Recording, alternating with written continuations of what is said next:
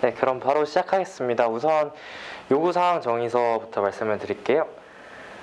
네, 저희 같은 경우는 요구사항을 경로 최적화, 자율 저반이 크게 두 가지로 나누었고요.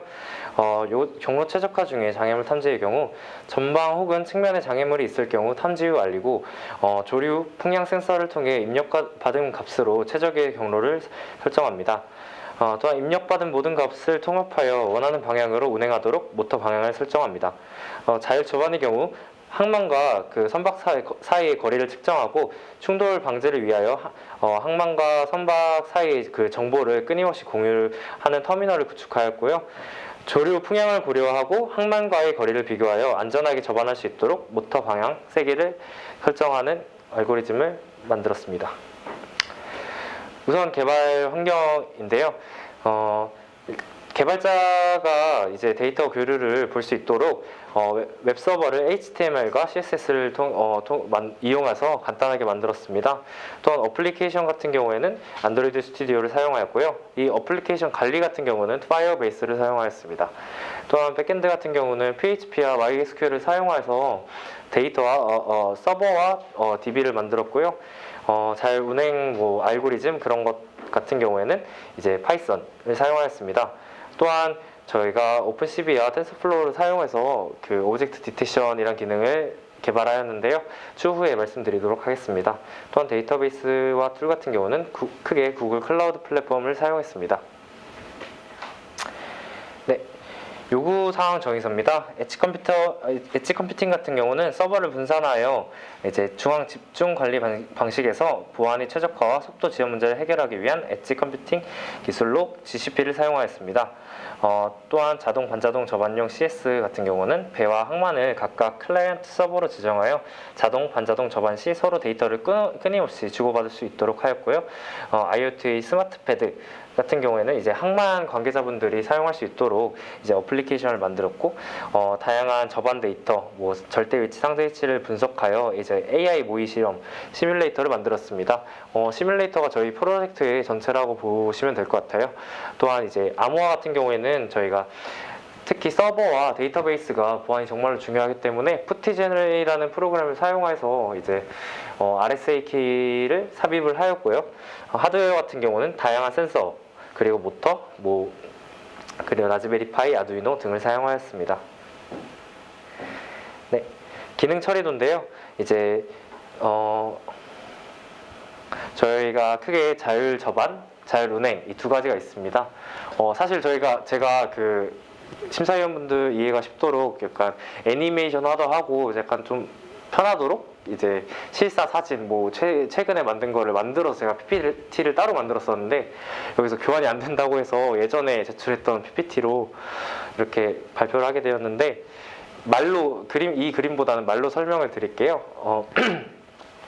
우선 자율운행 같은 경우에는 선박 앞에 달려있는 초음파 센서와 그 웹캠을 통해서 장애물을 인지합니다. 인지할 경우 곧바로 모터를 제어해서 방향을 틀고 장애물을 이제 피했을 경우 다시 모터를 한 번 더 제어해서 기존에 운행하던 항로를 유지할 수 있는 알고리즘을 통해 자율운행을 했고요. 자율 저반 같은 경우는 제가 11월 첫째 주쯤에 울산항만공사를 견학을 갔었는데 벌크선, 로로선, 요로선 같은 굉장히 큰 모선 선박 같은 경우에는 이제 도선사분들이 와서 그 선박 자체를 저반시키는 것이 아닌 부두와 선박이 어느 정도 거리가 가까워졌으면 이제 예인선을 타고 도선사분들이 그 모선을 밀어서 저반시킵니다. 그래서 저희는 실제 항만 환경을 이렇게 착안해서 예인선이 모선에 다가가도록 도킹시키도록 이제 알고리즘을 짰고 만약에 도킹이 완료되면 이를 밀어서 부두 쪽으로 저반을 시키는 방향으로 알고리즘을 설계했습니다.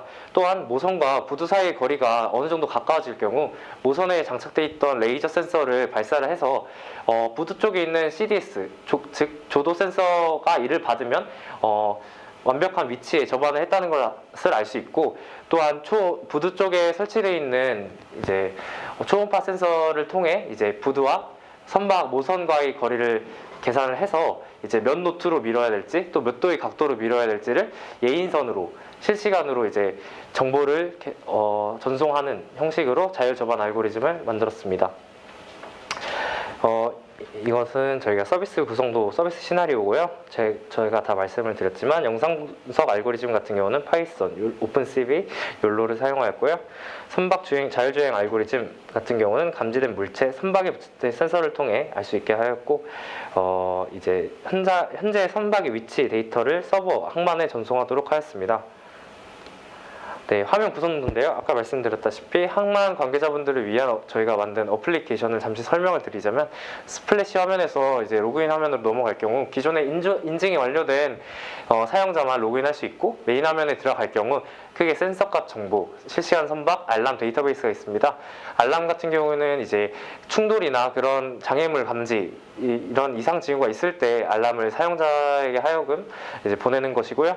데이터베이스 같은 경우는 실제 센서 값들이 실시간으로 올라오는 것을 사용 관리자가 알 수 있게끔 합니다. 또한 실시간 선박 같은 경우에는 현재 영상을 계속 이제 송출을 하는데, 이때 이제 CCTV처럼 24시간 계속 돌아가는 것이 아닌 오브젝트 디텍션과 엣지 디텍션이라는 기술을 첨가하여 말씀드렸습니다. 개발하였습니다. 추후에 더 설명을 드릴게요. 이와 같은 경우는 제가 설명을 드린 로그인하면, 메인 화면에 대한 설명이고요. 이 역시 실시간 선박 정보화면, 센서값 정보화면입니다. 네, 제가 지금까지 말씀드린 어플리케이션 한 번에 정리하자면 로그인하면, 메인 화면, 시스템 화면, 보안 관리 화면, 그리고 날짜마다 이게 로그 형식으로 저장되어 있는 것을 볼 수 있습니다.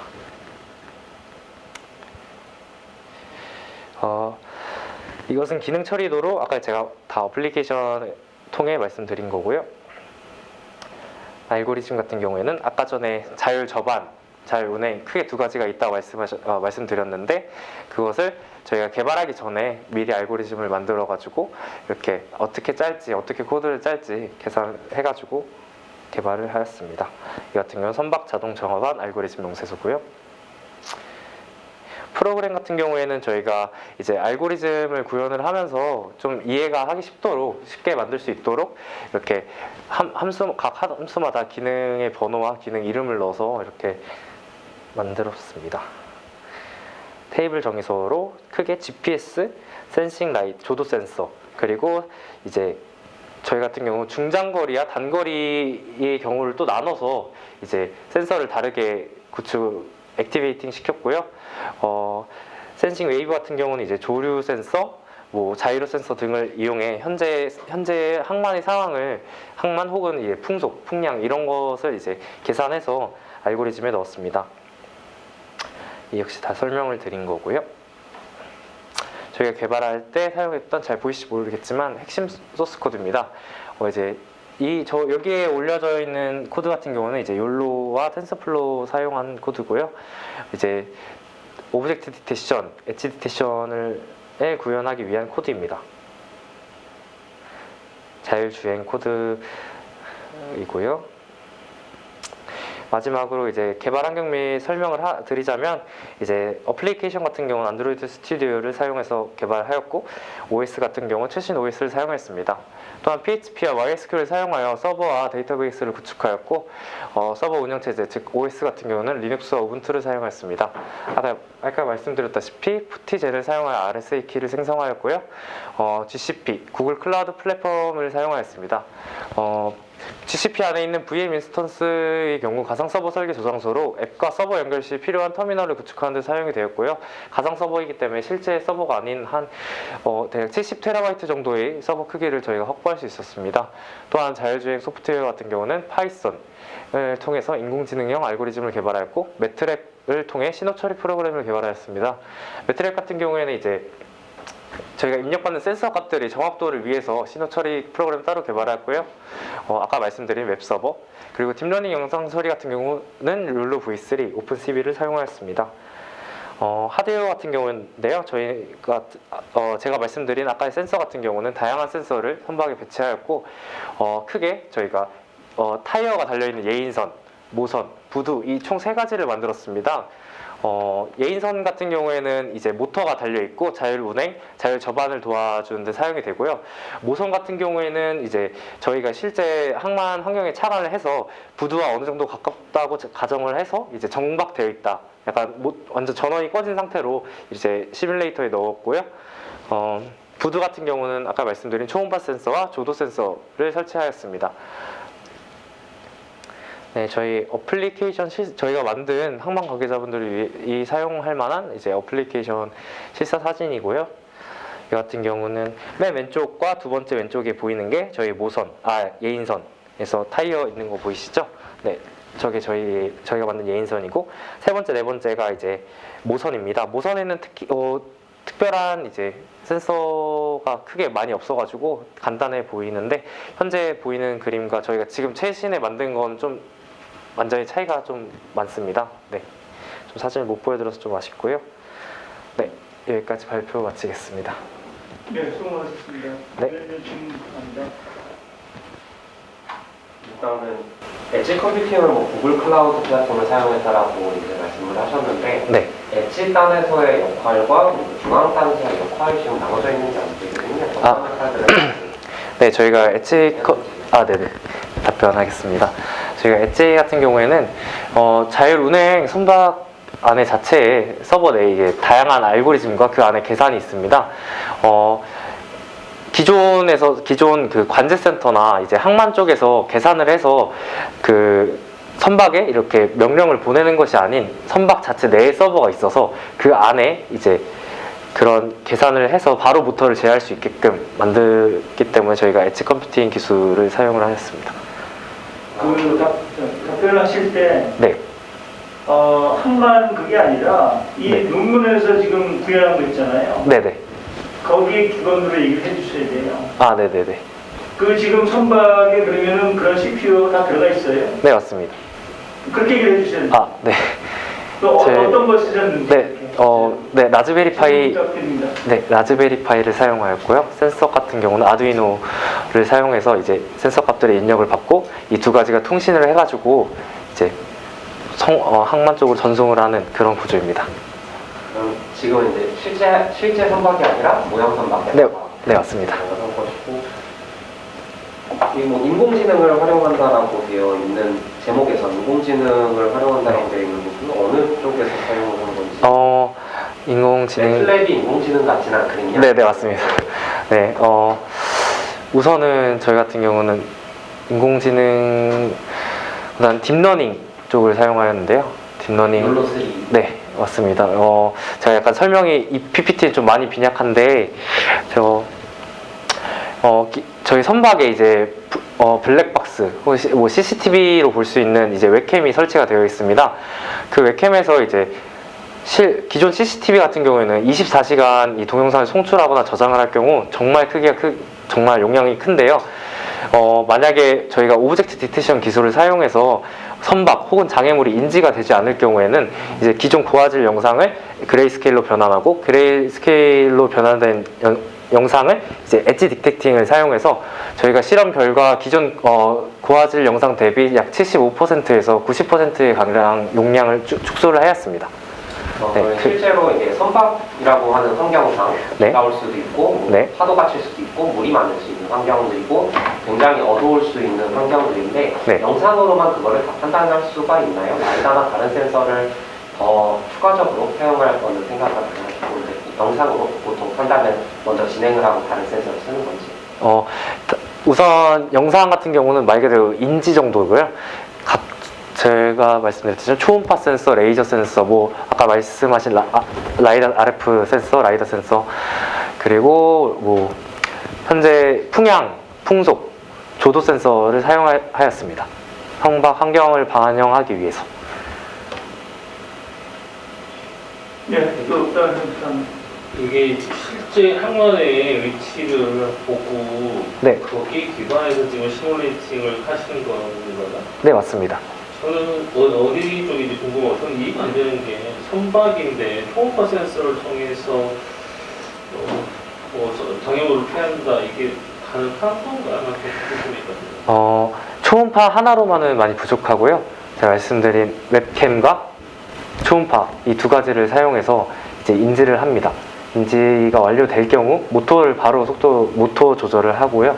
그러니까 이게 네. 지금 실제 항만이 아니고 실제 선박이 아니고 시뮬레이터 상에서 네. 지금 만들어 놓은 그 선박 안에서만 유효한 거잖아요. 네, 그건 맞습니다. 이게 그렇다고 하면 어떻게 차관을 그 실제 환경에서 차관을 해서 시뮬레이터를 이게 만들었어요. 실제 선박에 적용하는 기술은 아니라는 얘기죠. 아, 네네. 참고하겠습니다. 어느 항만을 모델링 하시나요? 울산항만공사 견학 갔다 왔었습니다. 자율주행이라고 돼 있는데 그럼 선박에 대한 제어가 가능한 권한은 네. 실제 선박에서 얻어올 수가 있을까요? 실제 선박에 적용한다고 한다면 현재는 뭐 라즈베리 파이에다가 네. 엔진 쓰고 하면은 모형은 얼마든지 제어할 수 있을 텐데 네.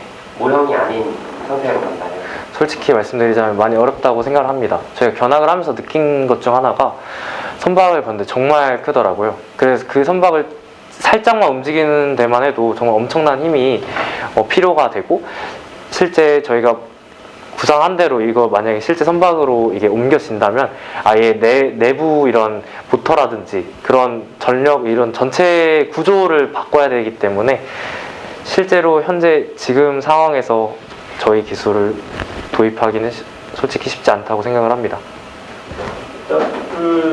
전반적으로 내가 몇 개 질문 드릴게요. 네. 솔직하게 대답을 해주셔야 돼요. 네, 알겠습니다. 있는 그대로. 네네네. 두 개의 선박, 예인선하고 그다음에 지금 정박하는 선박 두 개가 있어요. 네, 있습니다. 실제 논문에는 내용 전혀 없죠. 네, 그래서 이게 우선. 네네네네. 그다음에 그러면 그 선박 두 개 다 엣지 컴퓨팅이라고 했는데 네. 두 개 다 그 엣지 컴퓨팅을 하는 겁니까? 서버에 보내지 않고? 답변을 해도 될까요? 말씀하세요. 네. 우선은 첫 번째 질문은 저희가 아까 말씀드렸다시피 하드웨어를 예인선, 모선, 그리고 부두 이 세 가지를 만들었고요. 저번 주 토요일 한이응 포엑스 같은 경우는 이제 실제로 가져갔었는데 지금 여기 가져오기는 좀 어려움이 있어서 안 가져왔고요. 실제 다 만들었습니다. 그리고 두 번째 질문 같은 경우에는 현재 모선 같은 경우에는 부두와 어느 정도 거리가 가깝다고 가정하에 시뮬레이터를 만들었기 때문에 모선에는 엣지 컴퓨팅이 없습니다. 그냥 센서 정도만 있고요. 이제 예인선 쪽에 모터와 제가 말씀드린 엣지 컴퓨팅이 있습니다. 자, 그러면은 지금 이거를 어디에서 테스트 하신 거예요? 뭐 이렇게 그 울산 무슨 거기하고 똑같이 그렇게 그 상황을 만들어 놨어요? 네, 실제로 이제 울산항만공사를 방문했을 때 저희 같은 경우는 기존에 모선 자체를 이제 접안을 시키는 줄 알았는데 모선을 시동을 끄고 예인선이 도선사분들이 가서 이를 미는 형식으로 접안을 하더라고요. 네, 이게 뭐냐면은 네. 이 논문에 대해 실험을 할 때 네. 이게 지금 어디에서 했어요? 무슨 뭐 풀에서 했어요? 어디서 했어요? 실제가 저희가 말 그대로 시뮬레이터 단계라서 물에 띄워 정도만 했고, 왜냐면 이게 배가 되게 제어하기가 쉽지가 않더라고요. 그래서 실험만 정확히 해주시면 네, 실험실에서 했습니다. 저희 학교 실험실에서. 실험실이라는 의미가 뭐예요? 물이 없는 네, 거예요? 물이 없습니다. 그러니까 그렇게 얘기를 정확히 해주셔야 됩니다. 네네네. 자, 그러면은 실제 여기 있는 출력 화면을 보니까 네. 이게 그냥 그 센서 출력 이런 아웃풋만 지금 되어 있는데 네. 현재 그 어떤 이 변수를 받을 때 네. 저 그림에서 변수를 받을 때 풍량이나 그런 거를 실제로 받은 그런 건 없고요. 그냥 어떤 가정을 한 그런 것만 한 거네, 그렇죠? 실제 제가 말했던 센서 중에 실제 사용하는 센서가 있고, 실제로 저희가 배를 모터 같은 경우는 실제 돌아가고 저희 알고리즘에 맞게 자이로 센서나 풍량 센서 같은 경우는 이제 배를 작동해보지 않는다면 이제 사용하지 않기 때문에 우선은 부착만 해놓은 상태입니다. 그리고 다음 주에 저희가 수조를 시켜서 다음 주쯤에 이제 수조가 오는데 그때 이제 실제로 운행을 해볼 계획입니다. 그러니까 모터가 돌아갔다는 거 물에서 한 게 아니라 모터가 그냥 네. 전기가 지금 저 상태에서 돌아간다? 네, 배터리를 사용해서 돌렸습니다. 알겠습니다. 네. 이 전체 그 프로그램이 네네. 몇 라인 정도 들어갔어요? 몇 라인이라고 하신다면? 풀 사이즈가 개발을 하셨다고 하니까 네. 몇 라인 정도 실제 만든 이 라이브러리 말고 네. 실제 그 프로그램을 어느 정도 몇 라인 정도 하신 거죠?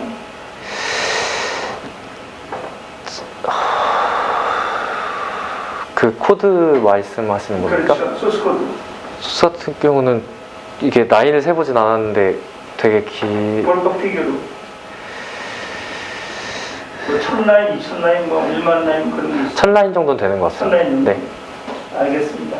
수고 많으셨고요. 네. 한 30초 정도 네. 뭐 하시고 싶은 말씀 있으면 마무리해 주실 것 같아요. 네, 우선은 못 말씀드린 것도 있고 또 제일 큰 거는 이제 그 심사위원분들 이해가 편하도록 제가 PPT를 따로 만들었는데 이거를 여기서 노트북을 가져왔었는데 못 보여드린 이게 교체를 못 한다고 해서 좀 약간 아쉽고 또 선박 같은 경우는 저희가 12월 초에 이제 전시회 때 보여드릴 수 있으니까 코엑스에 혹시 오실 수 있으시면 그때 기대해 주셨으면 좋겠습니다. 수고 많으셨습니다. 네, 감사합니다. 네, 감사합니다. 네.